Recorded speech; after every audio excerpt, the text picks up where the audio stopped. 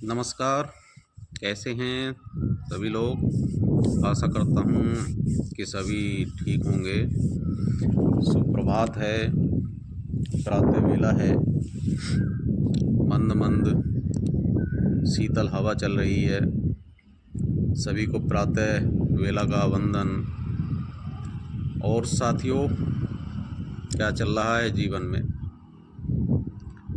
अभी मैं बैठा हुआ हूँ, थोड़ा एक्सरसाइज योगा किया है और उसके बाद अपने विचारों को आपसे साझा करना चाह रहा हूँ। साथियों, मैं आपको कुछ बातें बताऊंगा जो रजनीश ओशो जी के द्वारा कही गई हैं। रजनीश ओशो आप जानते हैं कि बहुत बड़े दार्शनिक रहे हैं, बहुत बड़े प्रकांड विद्वान रहे हैं। उन्होंने जो थ्योरी दी है तो उसको लोगों ने पसंद किया है, बहुत लोगों ने उसको आत्मसात किया है। तो रजनीश ओशो के जो विचार हैं वास्तव में एक क्रांतिकारी विचार हैं। रजनीश ओशो के विचारों में से एक विचार ये है जो उन्होंने बताते हैं। वो पहली बात तो ये है कि उनके जो विचार हैं, जितना भी आपको जो है ऑडियो क्लिप्स मिलेंगी, उनकी ऑडियो मिलेंगी, तो सब उनकी ओरिजिनल वॉइस में हैं, क्योंकि उस समय जितना भी वो प्रवचन देते थे या बोलते थे तो वो सब रिकॉर्डेड होता था। तो साथियों, रजनीश ओशो कहते हैं कि संसार क्या है। तो संसार, उन्होंने बताया कि संसार एक दर्पण है, प्रतिध्वनि है। यानी कि संसार एक दर्पण है और उस दर्पण में आप स्वयं को पाते हैं। और प्रतिध्वनि है कि जैसा आप बोलते हैं, आप दूसरों के बारे में सोचते हैं, तो वैसा ही आपको सुनाई देता है। ओशो कहते हैं कि किसी एक गांव में यदि कोई शराबी आ जाता है, उसके लिए नई जगह है, तो सर्वप्रथम वो शराब का पता ढूंढेगा, शराब का ठिकाना ढूंढेगा कि शराब कहाँ मिलती है। अगर कोई जुआरी आ जाता है तो सर्वप्रथम वो जुए का अड्डा तलाश करेगा कि जुआ जो है कहाँ खेला जाता है। तो ये संसार जो है एक दर्पण है, उसमें वैसा ही दिखाई देता है जैसा हम होते हैं। शराबी को शराब से मतलब था, भले ही उस रास्ते में चाहे कितने भी मंदिर पड़ जाएं, चाहे कितनी भी मस्जिद, कितने भी आपके गुरुद्वारे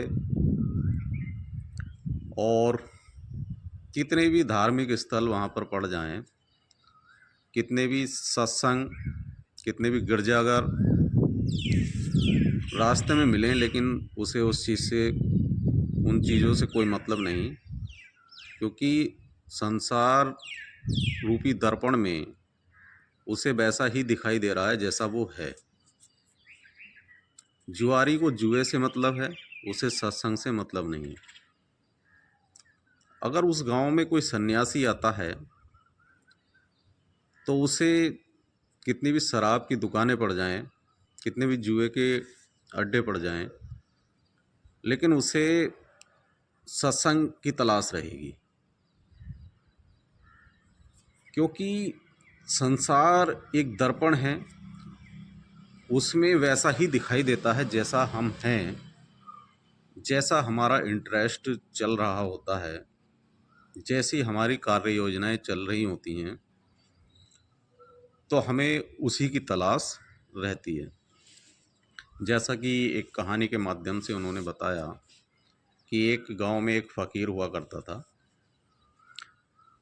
वह अपनी झोपड़ी में बैठा हुआ था। सर्दियों की रात थी बड़ा फेमस प्रसिद्ध फ़कीर था। लोग आते थे उसके पास में। राजा महाराजा, शहर के बड़े बड़े मंत्री, कोतवाल, बड़े बड़े बिजनेसमैन सब उसके पास आया करते थे, उसके चरण स्पर्श किया करते थे और वहाँ पर बैठकर कुछ उससे ज्ञान प्राप्त करते थे। तो फ़कीर अपने आप में जेन्युइन भी था और बहुत प्रसिद्ध भी था। अब एकाएक सर्दी की रात थी। एक दिन एकाएक जो है एक चोर वहाँ से गुजर रहा होता है। तो हो सकता है कि उसके पीछे कोई पुलिस पड़ी हो, उसे कोई और ठिकाना ना सूझा, तो वह फ़कीर की झोपड़ी में घुस गया। अब फ़कीर ने देखा कि कौन है, तो चोर ने कहा कि चोर ने देखा कि हाँ, ये कोई बाबा है, कोई फ़कीर हैं। तो चोर ने कहा कि महाराज, अभी कुछ समय के लिए आप शांत रहिए, मेरे पीछे पुलिस पड़ी है। वहाँ से पुलिस निकल गई। तो फ़कीर ने देखा कि सर्दी की रात थी और चोर के पास में कोई पर्याप्त कपड़े वगैरह नहीं थे। तो उस फ़कीर ने उस चोर को पकड़ा। तो फ़कीर चोर पहले तो डर गया। फ़कीर ने कहा कि तुझको ठंड लग रही होगी, ये ले मेरा कम्बल ले। और फ़कीर ने उसको कम्बल दे दिया। चोर ने देखा कि फ़कीर जो संत थे, कम्बल देने के बाद में उनके पास भी पर्याप्त कपड़े पहने हुए नहीं थे, कम्बल ही उनका सहारा था। तो वो जो चोर था, कम्बल लेने से मना करने लगा। संत ने कहा कि मेरे पास तुझे देने को कुछ और नहीं है, सिर्फ यह कम्बल है, तो इस कम्बल को स्वीकार कर। अगर मुझे पता होता तेरी योजनाओं का कि तू मेरी कुटिया में आएगा, तो मैं कुछ इंतजाम करके रखता पहले से। अब उस चोर के मन के अंदर, हृदय के अंदर एक दया का भाव उत्पन्न हुआ कि अगर मैं इन संत का, फ़कीर का कम्बल ले लेता हूँ तो इनको सर्दी लग जाएगी। इसका मतलब उस चोर के अंदर दया का भाव था। ऐसा नहीं कि वो चोरी करता था तो उसके अंदर दया का भाव, ये प्रेम का भाव, जो प्रेम का और दया का भाव उस समय, सहानुभूति का भाव उस समय उत्पन्न हुआ था, कि वो उसके अंदर नहीं था। वो मना करने लगा, लेकिन फ़कीर ने ज़बरदस्ती उसको कम्बल दिया और फ़कीर ने कहा कि यदि तू ठहरना चाहता है तो ठहर जा, और जाना चाहता है तो जा सकता है। चोर स्तब्ध रह गया, फ़कीर को देखता रह गया। उसकी लाइफ में वहाँ से परिवर्तन शुरू हो गया। चोर वहाँ से चला गया। फ़कीर का दिया हुआ कम्बल अपने पास रखा करता था। चोर एक दिन किसी चोरी में जो है पकड़ा गया, मजिस्ट्रेट के सामने लाया गया, तो वह कम्बल ओढ़े हुए था। उस कम्बल को देखकर बहुत लोगों ने कहा कि ये तो फला संत का कम्बल है, क्योंकि बहुत राजा, वकील, मंत्री, कोतवाल, आम पब्लिक, यहाँ तक कि मजिस्ट्रेट भी उस संत के बार एक दो बार गए थे। वो कम्बल उस संत पर पाया गया था। तो मजिस्ट्रेट बोले कि ये कम्बल तो फला संत का है, फला फ़कीर का है,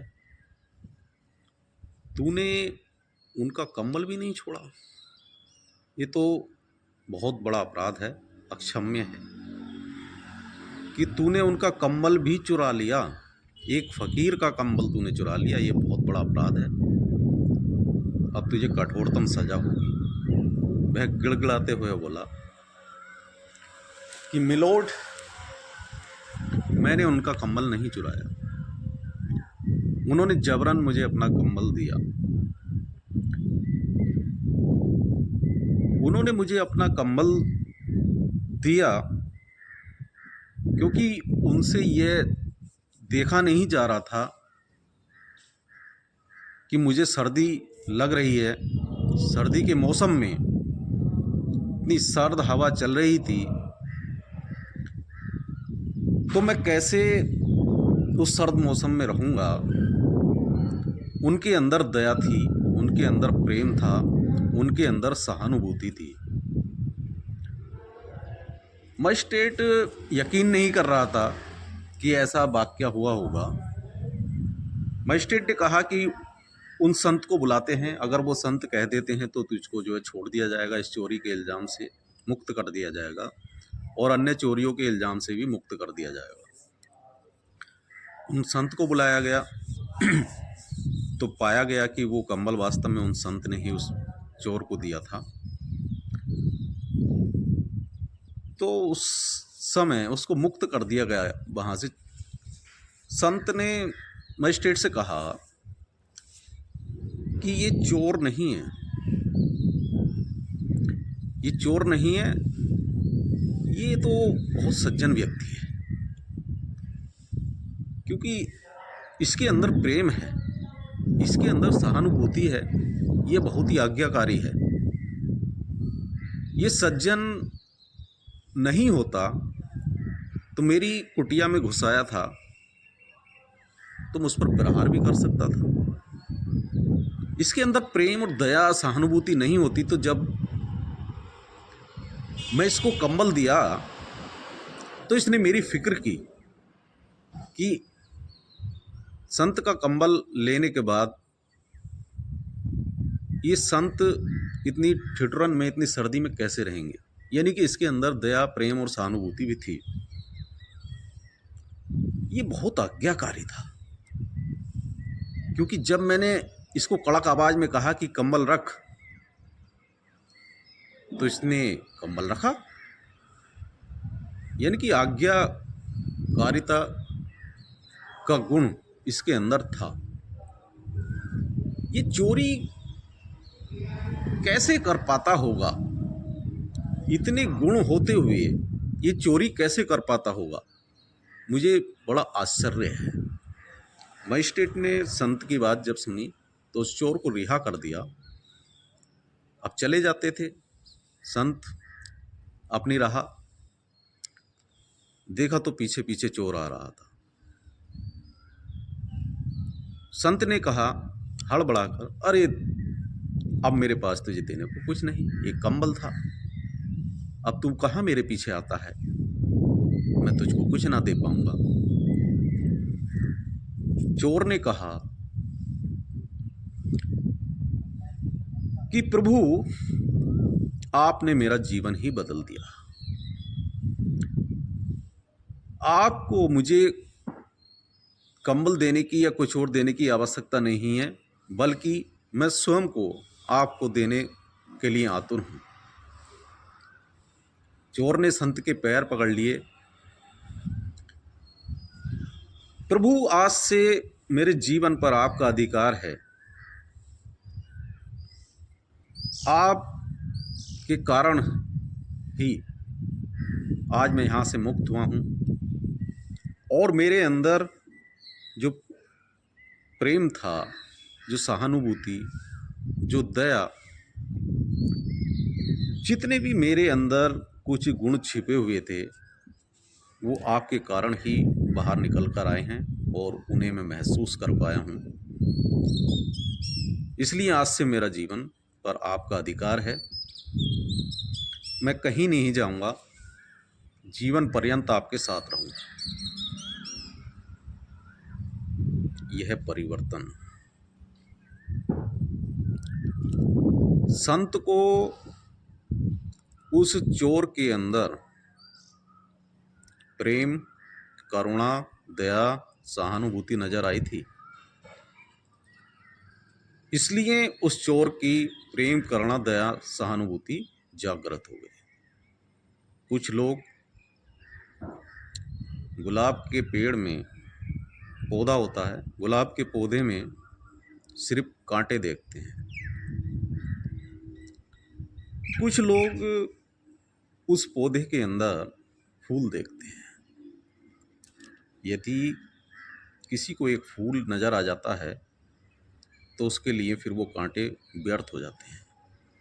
लेकिन कुछ लोगों की प्रवृत्ति होती है कि वो सिर्फ कांटे देखते हैं, फूल नहीं देखते। सुकरात बैठे हुए थे। सुकरात के पास में लोग यूं ही आ जाते थे, अपना समय अच्छा से गुजरता था, उनका समय, विचारों का आदान प्रदान होता था। सुकरात से बहुत सीखने को मिलता था। सुकरात की पत्नी जब देखती थी कि रोजाना का रूटीन है, लोग आते हैं, सुकरात की पत्नी को नाश्ता पानी का इंतजाम भी करना होता होगा, तो थोड़ी चिड़चिड़ी हो जाती थी स्वभाव से। सुकरात ने पत्नी से गर्म पानी की डिमांड की कि पिर्रे एक गिलास गर्म पानी। पत्नी गर्म पानी करके लाई, लेकिन थोड़ा सा झुंझला कर उनकी तरफ बढ़ाया तो गर्म पानी थोड़ा सा छलक कर सुकरात के चेहरे पर आन गया। सुकरात हंसने लगे तो उनके पास जो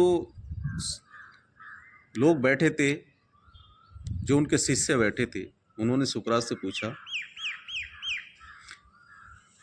कि प्रभु, आपके चेहरे पे गर्म पानी गिरा, आपका चेहरा थोड़ा सा झुलस गया है,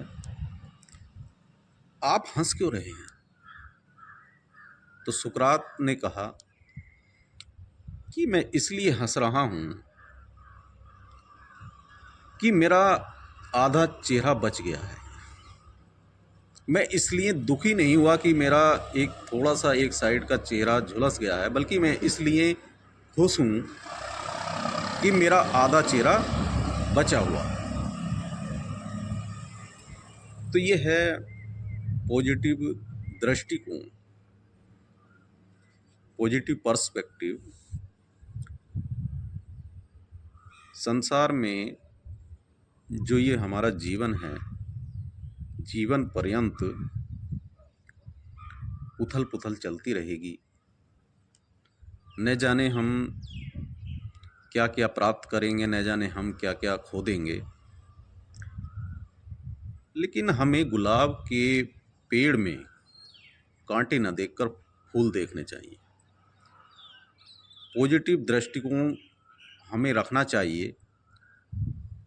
जो आज हमारे पास है वही हम दूसरों को बांटेंगे। तो अपने अंदर इतना प्रेम, इतनी खुशी, इतना हर्ष, इतना सब कुछ आप उत्पन्न कर लो ताकि दूसरों को बांटने के लिए पर्याप्त हो। यदि आपके अंदर क्रोध आएगा तो आप क्रोध बांटेंगे, आपके अंदर प्रेम उमड़ेगा तो आप प्रेम बांटेंगे। यानी कि जो आपके पास होगा वही तो बांटेंगे। आप बाजार से 5 किलो लड्डू लेकर आओ तो आप लड्डू बांटेंगे। आप बाजार से बर्फी, रसगुल्ला लेके आओ तो आप रसगुल्ला बांटेंगे। आप केले लेके आओ तो आप केले बांटेंगे। यानी कि जो आपके पास होगा वो आप बांटेंगे। तो ये बांटने के लिए हमें इकट्ठा करना होता है, उत्पन्न करना होता है। संसार एक दर्पण ही है। दूसरों को हम जैसा देखेंगे वैसा हमें नजर आएगा। ये हमारी प्रतिध्वनि ही है। जैसा हम दूसरों के साथ व्यवहार करेंगे वैसा व्यवहार हमें मिलेगा, जैसा हम बोलेंगे वैसा हमें सुनने को मिलेगा। तो रजनीश ओशो के बारे में अक्सर मैं पढ़ता रहता हूँ, सुनता रहता हूँ। ये बहुत बड़े दार्शनिक हुए हैं, काफ़ी कुछ सीखने को मिलता है। धन्यवाद दोस्तों, आपने मेरी बात को सुना। सभी का मंगल हो, सभी पर करुणा बरसती रहे, सभी के दिलों में मैत्री और प्रेम जागृत हो। ऐसी कामना के साथ आप सबसे विदा लेता हूँ। धन्यवाद।